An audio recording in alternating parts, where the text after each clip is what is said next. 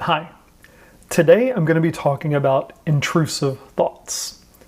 We had some great conversations yesterday about the events that have unfolded over the past few months and how we were both hurt by one another and what we can do to prevent that going forward.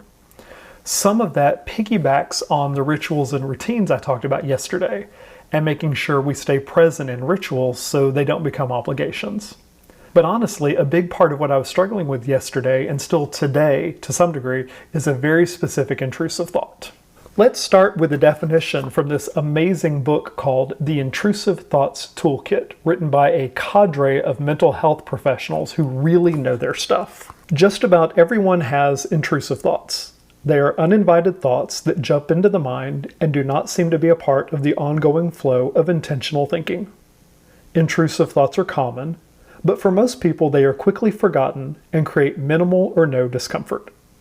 For someone who isn't struggling with or worrying about intrusive thoughts, they provide weird, uncomfortable, or even funny moments, and then they are over. Sometimes they startle. Most intrusive thoughts, no matter how bizarre or repugnant, occupy only a few moments. People rarely mention them or think about them again. They're just not worth mentioning, unless they really are funny. There are times when anyone can be reminded of a previous intrusive thought and shake their head. Oh, I remember that this is the elevator where I had that utterly weird experience of thinking I was going to suddenly shout out an obscenity.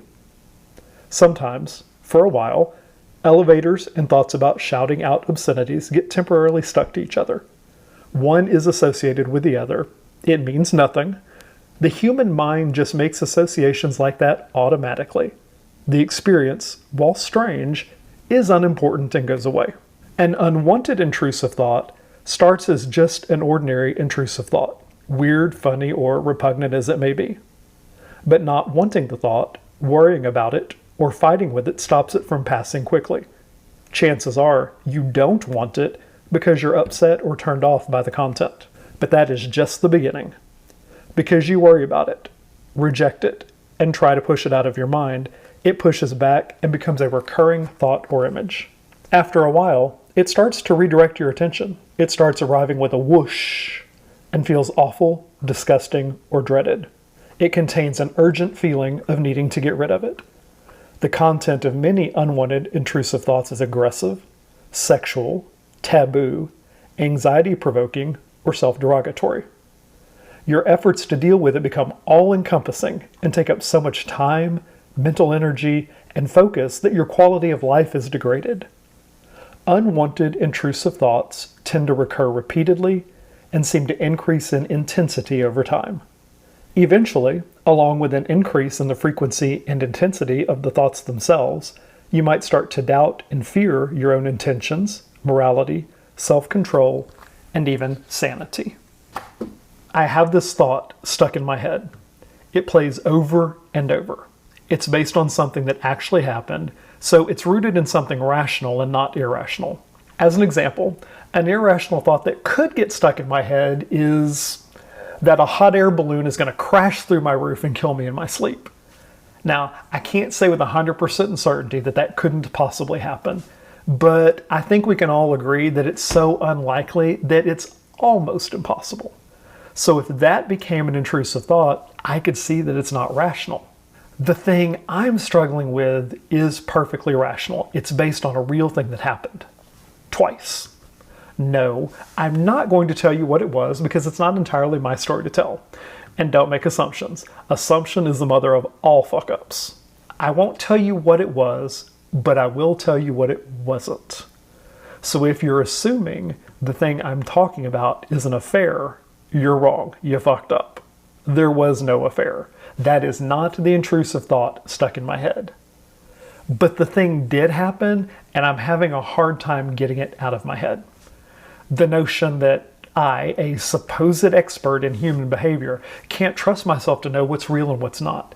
That I didn't see the signs, both of the event itself and my reaction.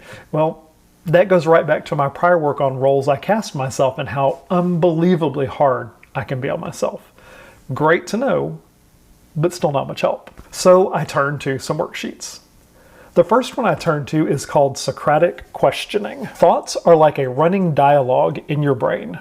They come and go fast. So fast, in fact, that we rarely have the time to question them. Because our thoughts determine how we feel and how we act, it's important to challenge any thoughts that cause us harm. Spend a moment thinking about each of the following questions and record thorough responses. Elaborate and explain why or why not in your responses.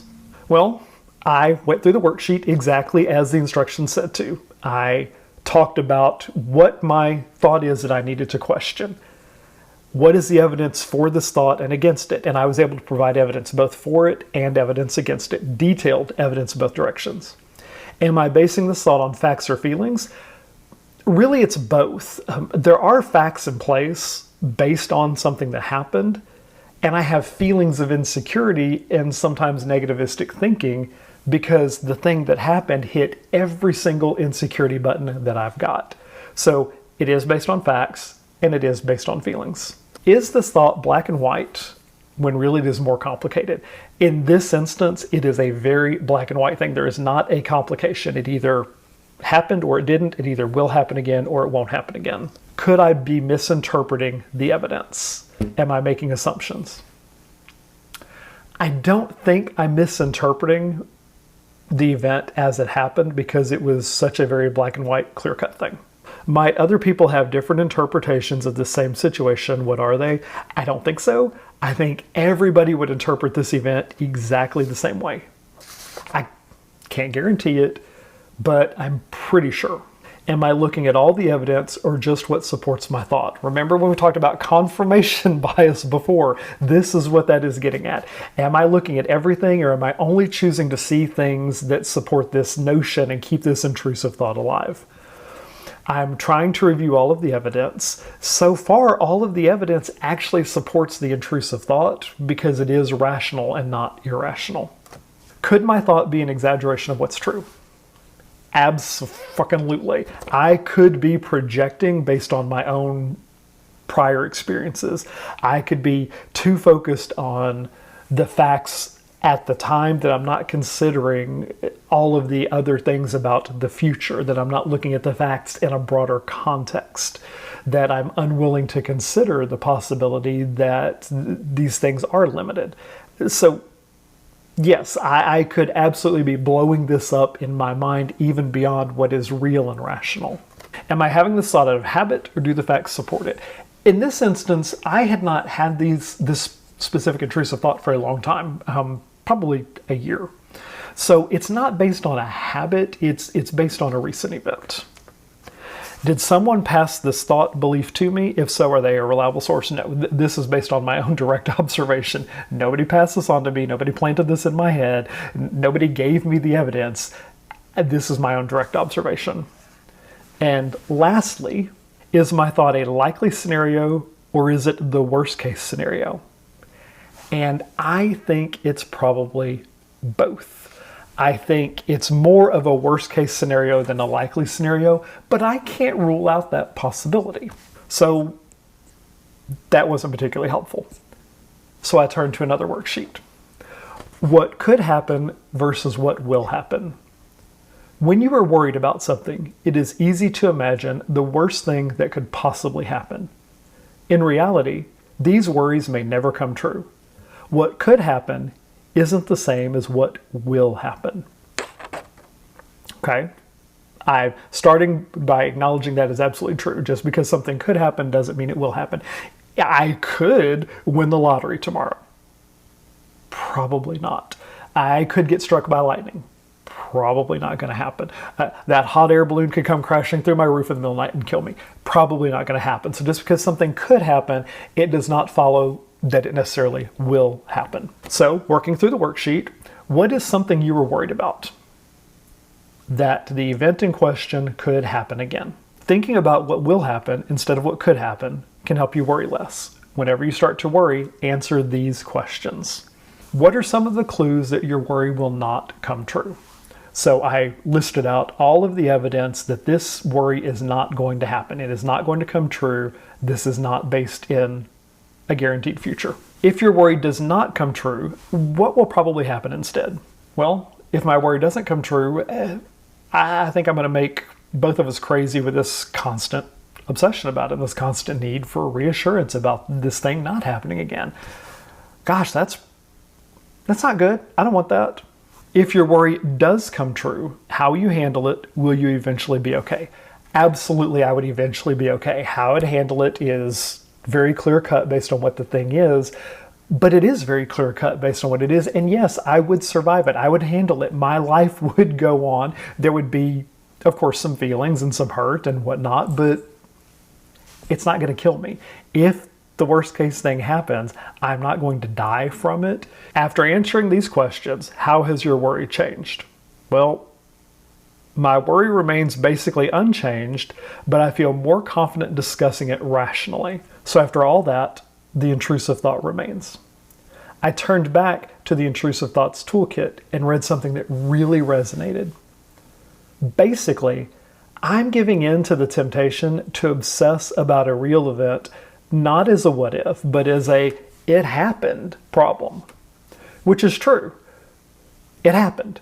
But what I'm perseverating on really is a what if. It's a what if it happens again, intrusive thought. So in my case, I've been focusing on the wrong thing. I need to stop looking at it like a flashback memory, because that's not what it is, and start looking at it as the what if scenario that I'm scared of. Okay, that helps me think about the rational part of this thing that really happened in a different way. Yeah, my intrusive thought really isn't about the fact that this thing happened. My intrusive thought really is a worry about it happening again. I can acknowledge that. I can do something with that. So in the coming days, I'm going to be challenging this intrusive thought even further. I'm going to turn back to the worksheets and I'm going to do them again, and I'm going to do them again. I'm going to use all of the tools in the Intrusive Thoughts Toolkit. There's a lot. This book has a lot of great stuff in there. I'm going to use these tools to cope with and challenge the thought as it occurs. But most of all, I'm going to keep talking to him about what's happening in my mind so that it becomes more of a commentary and less of an obsession. And we'll talk about how the thing happened and how to prevent it from happening again. With all these tools, I should be able to push the thought aside in time. That's the goal. So that's where I'm at today. I'll be back tomorrow.